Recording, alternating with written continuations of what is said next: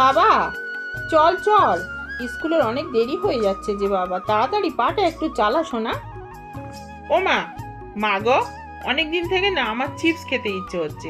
আমার বন্ধুরা খায়, আমার দেখে খুব ইচ্ছা করে। মা, আমার 5টা টাকা দেবে? আমি চিপস খাবো, স্কুলের গেটের সামনে দোকান আছে।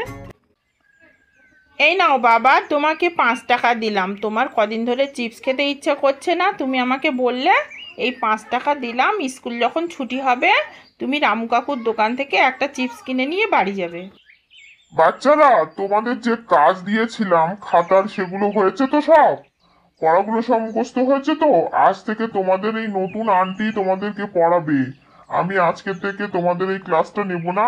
এই আন্টিটা আজকে নতুন এসছে, এর সঙ্গে পরিচয় করে দিলাম। এই আন্টি তোমাদের পড়া ধরবে।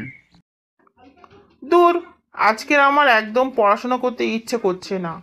কখন জানি না স্কুলটা ছুটি দেবে, ভালো লাগছে না। যাওয়ার সময় আমি রামু কাকুর দোকান থেকে একটা চিপস কিনবো। এ, স্কুল ছুটি হয়ে গিয়েছে, এবার চিপস কিনে খাবো। এই বন্ধুরা, চল চল চল, তাড়াতাড়ি চল, কে আগে যেতে পারে? চল চল চল চল চল। স্কুল তো ছুটি হলো, রামু কাকুর দোকান থেকে একটা কুরকুরে কিনবো, বাড়ি নিয়ে যাব। নিয়ে গিয়ে আমি আর মা দুজনে একসাথে খাবো। ও রামু কাকু, রামু কাকু, আমার একটা কুরকুরের প্যাকেট দাও। ও রামু কাকু, রামু কাকু, কোথায় গেলে? আমার একটা কুরকুরে প্যাকেট দাও না। রামু কাকুকে ডেকে ডেকে তো আমি খুঁজেই পাইনি, মনে হয় দোকানে নেই। তো রাস্তায় এই কুরকুরেটা কেন পড়ে আছে? কে বা ফেলে রেখেছে? যাই হোক, আমার আজকের খুব কুরকুরে খেতে ইচ্ছে হচ্ছিল। পড়ে আছে যখন কুড়িয়ে নিয়ে যাই, মা যদি খেতে বলে তাহলে আমি খাবো, নইলে খাবো না। শুনেছি মায়ের কাছে পড়ে থাকা জিনিস খেতে নেই। তো বাড়ি নিয়ে যাই, মা কি বলে দেখি, তারপরে আমি এই কুরকুরেটা খাবো। এই কুরকুরেটা আমি রাস্তায় কুড়িয়ে পেয়েছি, মাকে গিয়ে বলবো। মা যদি খেতে বলে তবে আমি খাবো। এই ছোকরা, দাঁড়া! তুই দাঁড়া! তুই আমার দোকান থেকে না বলে কুরকুরে নিয়েছিস কোন সাহসে? তুই দাঁড়া বলছি, তুই দাঁড়া! এই, আমি একটু দোকানে ছিলাম না, আমার একটু কাজে বাইরে যেতে হয়েছিল, একটু দাঁড়াতে পারিসনি? না বলে তুই আমার দোকান থেকে কুরকুরে নিয়ে চলে এসেছিস। তোর শাস্তি কি আছে জানিস তো? এই বলে দোকানদার রামু সেই বাচ্চাটিকে নানান রকমভাবে শাস্তি দেয় এবং পাশে তার স্কুল সহপাঠী থেকে শুরু করে পাড়া প্রতিবেশীরা তাকে নিয়ে অনেক তাচ্ছিল্য, হাস্যকর পরিবেশ তৈরি করে। কেউ তার হয়ে একটু কথা বলল না। বাচ্চাটা খুব কষ্ট পেল, মন ভেঙে গেল। সে বারবার কাঁদতে কাঁদতে বলল, কাকু, আমি তোমার দোকান থেকে না বলে নেইনি, এটা রাস্তা থেকে আমি কুড়িয়ে পেয়েছি। কিন্তু নির্দয় রামু আর অন্যায় সমাজ, এই কথাটা কানে তাদের পৌঁছলো না।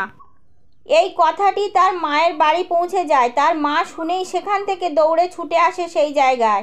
সেখানে এসে তার বাচ্চাটিকে যথেষ্ট তাদের সামনে শাসন করে তাকে হাত ধরে টানতে টানতে বাড়িতে নিয়ে যায়। মাও প্রথম বুঝতে পারিনি, সেই জন্য তাকে টানতে টানতে বাড়ি নিয়ে যায়।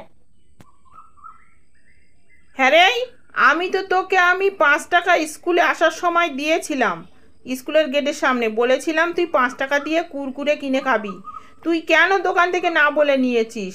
হ্যাঁ, তোকে আমি এই শিক্ষা দিয়েছি? তুই বাড়িতে চল, তোর আজকের ব্যবস্থা আমি করব। মা, আমি নির্দোষ, আমার কোনো অন্যায় ছিল না মা।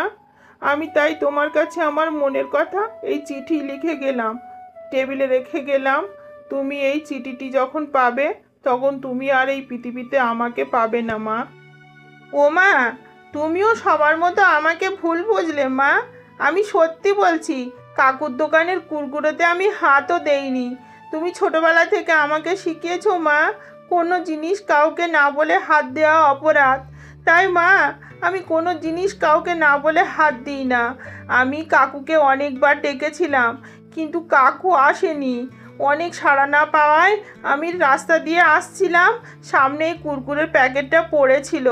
আমি ভেবেছিলাম বাড়ি এসে তোমার সাথে কথাটা বলবো, তোমার সাথে শেয়ার করব। তুমি যদি খেতে বলো তাহলে আমি খাবো, নইলে খাবো না। তুমিও তাও বিশ্বাস করলে না মা, তাই আমি চিঠি রেখে গেলাম। ও মা, আমি নির্দোষ, আমি নির্দোষ মা, আমি না বলে কুরকুরেতে হাত দেইনি মা। আমি তো সত্যি কথা বলে গেলাম তোমার কাছে, তুমি বিশ্বাস করো মা। আমি আকাশের তারা হয়ে তোমাকে সর্বদা ওখান থেকে দেখব। তুমি ভালো থেকো মা, আমার জন্য প্রার্থনা করো। তুমি সুখে থেকো, তোমার মুখের হাসি আমার জন্য অনেক ভালো।